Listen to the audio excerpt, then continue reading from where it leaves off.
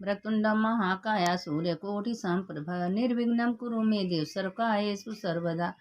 मंगलम भगवान विष्णु मंगलम गणध्वजा मंगलम पुंडरीकाक्ष मंगलाय तनो हरि। देखिए कार्तिक महीने का हम एक एक अध्याय आप लोग को रोज सुना रहे हैं, आप लोग उसको सुनिए और सुनने का महत्व जानिए। देखिए कार्तिक महीने का कथा हम आप लोग को भेज रहे हैं और इसको सुन लेना। अब देखिए कल वृंदा के बारे में, तुलसी के बारे में बता रहे थे। आज देखिए नारद जी बोले, हे राजन, उन बोए हुए बीजों से धात्री, मालती और तुलसी ये तीनों वनस्पतियां उत्पन्न हुई। जो ब्रह्मा की स्त्री के बीज से उत्पन्न हुई वह धात्री, और जो लक्ष्मी के दिए बीज से उत्पन्न हुई वह मालती, और जो गौरी के बीज से उत्पन्न हुई वह तुलसी कहलाई। ये तीनों क्रमशः रजोगुण, तमोगुण और सतोगुण हुई। राजन, जब स्त्री के रूप से वनस्पतियां को देखकर वृंदा के रूप में अतिशय विलास युक्त विष्णु शीघ्र ही उठ बैठे, और काम में आसक्ति चित्त वाले विष्णु ने उनको प्रीति से देखा। उन तुलसी और धात्री ने विष्णु को ही देखा। बीज लक्ष्मी द्वारा ईर्षा सहित दिया गया था, तो बीज से उत्पन्न स्त्री विष्णु से ईर्षा करने वाली उन कल्याण अति निंदित वह बर्बरी नाम की हुई। देखिए जो लक्ष्मी माता बीज दी थी ईर्षा से दी थी, दुश्मनी से, तो बर्बरी हुआ, क्योंकि बर्बरी का पूजा कभी कहीं नहीं होता है, प्राप्त हुई। और जो धात्री था तुलसी, उसमें से प्रीति करने वाली, प्रीति बढ़ाने वाली हुई। तदंतर भूले दुख वाले देवताओं ने नमस्कृत विष्णु प्रसन्न हो उन दोनों समेत वैकुंठ भवन को गए। इसी से कार्तिक के उद्यापन के समय तुलसी मूल के निकट विष्णु की पूजा की जाती है और विष्णु की प्रीति बढ़ाने वाली कही गई है। जो सबसे बढ़िया पार्वती ने दी थी खुशी खुशी, वही तुलसी हुई थी। तुलसी का देखिए कि इतना बढ़िया बीज है कि हर जगह पूजित है, हर जगह उनका पूजा होता है। हे राजन, जिसके घर में तुलसी वन स्थित रहता है उसका घर तीर्थ रूप होता है, उसमें यमदूत नहीं आते। सब पापों को दूर करने वाले और कामना के देने वाले पवित्र तुलसी के वन को जो पुरुष लगाते हैं वह श्रेष्ठ मनुष्य यमराज का दर्शन नहीं करते। नर्मदा नदी का दर्शन, गंगा जी का स्नान और तुलसी के वन का संपर्क तीनों समान पुण्य वाले कहे गए हैं। तुलसी लगाने, पालने, सींचने और दर्शन से मनुष्य की वाणी, मन और काया से इकट्ठे किए गए पापों को तुलसी जला देती है। जो पुरुष तुलसी की मंजरी से विष्णु तथा शिव का पूजन करते हैं वे गर्भ रूप घर में नहीं आते, निःसंदेह मुक्ति पा जाते हैं। पुष्कर आदि तीर्थों और गंगा आदि नदी और वासुदेव आदि देवता तुलसी दल के वास करते हैं। तुलसी के मूल की मृतिका जिसके अंग में लगी रहती है, ऐसे पुरुष को सैकड़ों पापों से युक्त होने पर भी यमराज नहीं देखते हैं। देखिए तुलसी का मृतिका जो अपने माथे पर तिलक लगाता है उसको सैकड़ों वर्ष तक यमराज उसको नहीं देखते हैं, वो विष्णु लोक में ही जाता है, प्राप्त होता है। यह बात सत्य है। जो लोग तुलसी काष्ठ का चंदन धारण करते हैं उनकी देह को पाप कभी स्पर्श नहीं करते। हे राजन, जहाँ जहाँ तुलसी के वृक्ष की छाया हो वहाँ वहाँ श्राद्ध करना चाहिए, क्योंकि वहाँ पितरों को दिया हुआ श्राद्ध अक्षय होता है। हे राजन, आंवले की छाया में जो पिंडदान करते हैं वह नरक की में स्थित उनके पितर तृप्त होते हैं। हे राजा, उत्तम मस्तक में, हाथ में, मुख में और देह में जो पुरुष आंवले का फल धारण करते हैं वह साक्षात विष्णु रूप हैं। आंवले का फल, तुलसी और द्वारका की मृतिका ये जिसके घर में, जिसके देह में नित्य स्थित रहते हैं वह पुरुष जीवन मुक्त कहा जाते हैं। आंवले के फलों और तुलसी के दलों से मिले हुए जल से जो मनुष्य स्नान करता है उसे गंगा स्नान का फल मिलता है। जो मनुष्य आंवले के पत्ते का फलों से देवता का पूजन करते हैं वह स्वर्ण, मणि, चांदी, सोना, हीरा का दान कर लेते हैं। मोतियों के समूह से किए पूजन के फलों को प्राप्त होते हैं।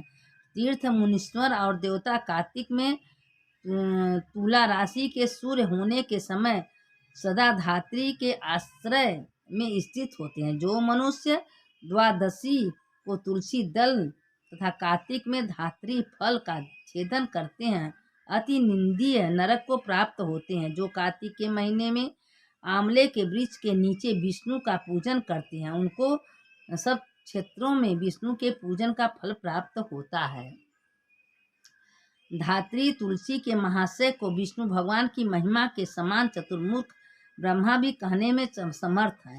धात्री और तुलसी की उत्पत्ति के कारण को जो मनुष्य भक्ति से सुनते हैं वह पाप रहित हो अपने पुरुषों द्वारा समेत उत्तम विमानों में बैठकर स्वर्ग लोक को जाते हैं। जो कार्तिक महीने में आंवला तुलसी का संवाद कहते हैं या सुनते हैं उनको विष्णु भगवान के लोक में जाते हैं। उनको कभी यमराज स्पर्श नहीं कर सकते।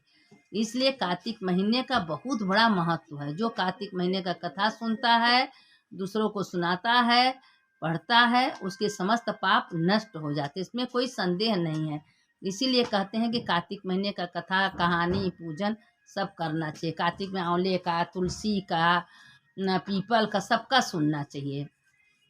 एक ब्राह्मणी थी, वह बहुत ब्राह्मण थी। वो ब्राह्मणी बहुत मतलब आंवले का, तुलसी का भी पूजा करती थी। 12 साल तक कार्तिक महीना स्नान की। स्नान करने के बाद एक बार उसकी मृत्यु हो गई, स्वर्ग गई। तो उसके पति कार्तिक महीना नहाने लगे। नहाते नहाते एक दिन क्या हुआ कि उसके घर में बहुत गरीबी थी। उसकी पत्नी रोज कहे कि जाइए कार्तिक महात्मा बेच दिए, कार्तिक महीना का बेच दीजिए, पूर्ण बेच दीजिए। अब वो कहे मेरा कौन लेगा, तो पंडित जी कहे हम कार्तिक नहीं बेचे। कहे कि जब वो कह रही है तो बेच दीजिए। अब क्या कोई कार्तिक का पूर्ण लेगा, कोई कार्तिक का पूर्ण लगा, चिल्लाने गाँव। एक राजा सुने, राजा कहे इसका कोई मजबूरी है तभी कार्तिक बेचने का। तो कहा ठीक है, तुमको क्या चाहिए, कार्तिक का पूर्ण हमको दे दीजिए और तुमको क्या चाहिए हम तुमको देंगे। तो कहे हमको कुछ नहीं चाहिए, मेरी पत्नी का साड़ी है, बस यही बराबर जो तुमको तुम्हारे पास है हमको दे दो। तो कहा अरे पत्नी की साड़ी में बहुत होगा, 7-8 मुद्रा चढ़ेगा, और क्या चढ़ेगा। अब एक कोरी साड़ी रखा गई, एक कोरी मुद्रा रखाने लगा। रखते रखते रखते रखते पूरा राजा का खजाना खाली हो गया, पर उस साड़ी के बराबर नहीं हुआ। अब राजा चकित हो गए कि आखिर क्या ऐसी साड़ी में है कि पूरा मेरा खजाना खाली हो गया। सब हम कुछ दे दिए लेकिन ये साड़ी के बराबर नहीं हुआ। तो उसके बाद क्या हुआ कि नारद जी आए, नारायण नारायण करते हुए। तो कहे नारद जी आप ही कुछ बताइए, इतना सब कुछ हो गया, क्या ऐसी साड़ी में है। तो कहे राजा ये साड़ी में जो कार्तिक मास इसकी पत्नी नहाई है उसका इतना ज़्यादा पुण्य इकट्ठा हो गया है कि सोना चांदी हीरा मोती कुछ इसके बराबर नहीं है। और नारद जी आए, बस एक तुलसी का पत्थर एक पूरी रख दिए और उस साड़ी नीचे हो गई, तुलसी के पत्थर ऊपर हो गया। लोग कहें इतनी बड़ा महत्व तुलसी जी का, कहें हाँ इतनी बड़ा महत्व है। तो अब वो तो सोने के विमान में बैठ के स्वर्ग लोक को, विष्णु लोक को गई। कार्तिक महीना मामूली बात नहीं है। जो कार्तिक में स्नान करते हैं, कथा सुनते हैं, आंवला का, पीपल का, पतवारी का, तुलसी का, उसके तत्काल समस्त पाप नष्ट हो जाते हैं। अब वो क्या हुआ कि राजा चक्रित हो गई हैं। अब राजा कहें कि राम राम इतना बड़ा पुण्य है। अब वो साड़ी ले ली, अब उसकी पत्नी, पूरे गांव देश सब आया वो नज़ारा देखने के लिए।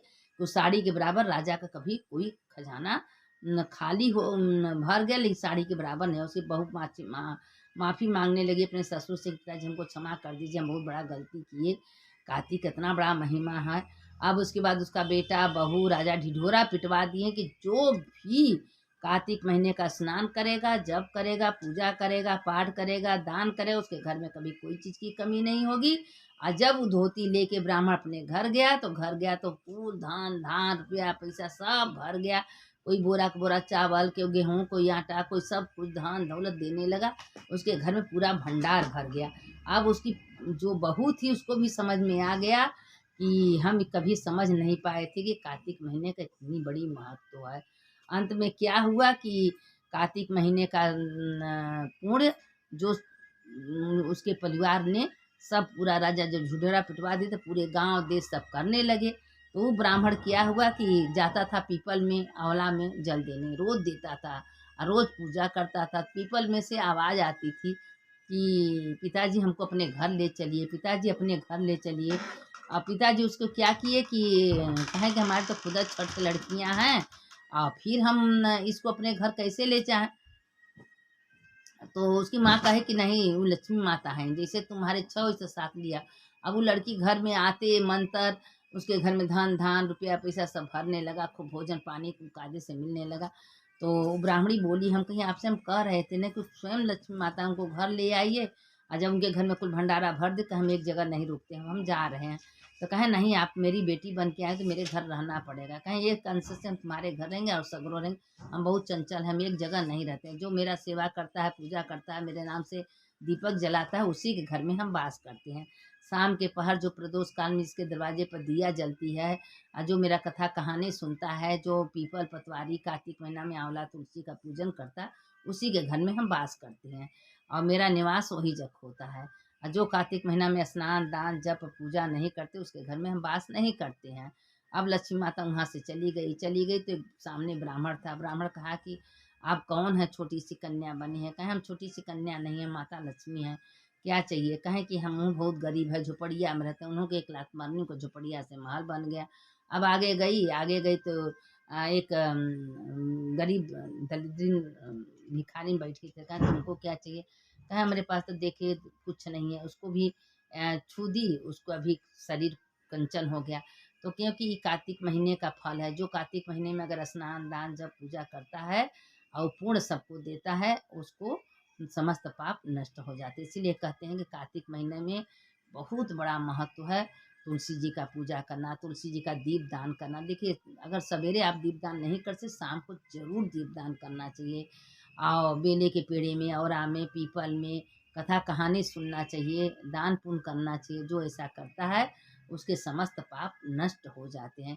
इसीलिए कार्तिक महीने में लोग कहते हैं कि कार्तिक महीना बारह महीना से सबसे उत्तम है। अपने अपने में सब महीना उत्तम है, लेकिन कार्तिक महीना विशेष करके बनाए गए हैं कि जो सवेरे कार्तिक महीना में गंगा अगर स्नान करता है, दीप जलाता है, तो उसका तो समस्त पाप तत्काल नष्ट हो जाते हैं। तो ये जब बहुत पुनर्जन्म का धर्म, बहुत जन्म पुनर्जन्म का पूर्ण रहता है, तब उसका धर्म में मन लगता है। न धर्म में किसी का मन ही नहीं लगता है। लोग 12 बजे 2 बजे 3 बजे उठ के सोती हैं, बिना नहाए खा ली हैं पी हैं, तो सबका पाप खाते हैं। दिन सोते इसका नतीजा क्या होगा। और धर्म से धीरे धीरे पाप नष्ट होता है। इसीलिए हमेशा धर्म करना चाहिए, अच्छा शब्द करना चाहिए, यह सोचना चाहिए कि हमारे शब्द से, हमारे बोली से कभी किसी की आंखों में आंसू न आवे। और हमेशा अच्छा बात बोलना चाहिए, हमेशा भगवान का सूतत उठत बैठत चलत हमेशा भगवान का भजन कीर्तन नाम लेना चाहिए। और तुलसी आंवला का तो रोज दीपक जलाना चाहिए। शाम को तुलसी आंवला में जरूर दीपक जलाना चाहिए। और जो ऐसा करता है उसके समस्त पाप नष्ट। इसके आगे कथा कल हम आप लोग को सुनाएंगे। आगे कथा आप लोग सुन लीजिए। मंगलम भगवान विष्णु मंगलम गरुध्वज मंगलम पुंडरीकाक्ष मंगलाय तनुना अच्युतम केशवम राम नारायणम कृष्ण दामोदरम वासुदेवम हरिम श्रीधरम माधवम गोपिका वल्लभम जानकी नायकम रामचंद्रम भज हर हर महादेव। घर घर महादेव, यह मंत्र आप लोग जरूर बोला करिए। हर हर महादेव शंभो काशी विश्वनाथ गंगे माता पार्वती संग हर हर महादेव। घर घर महादेव।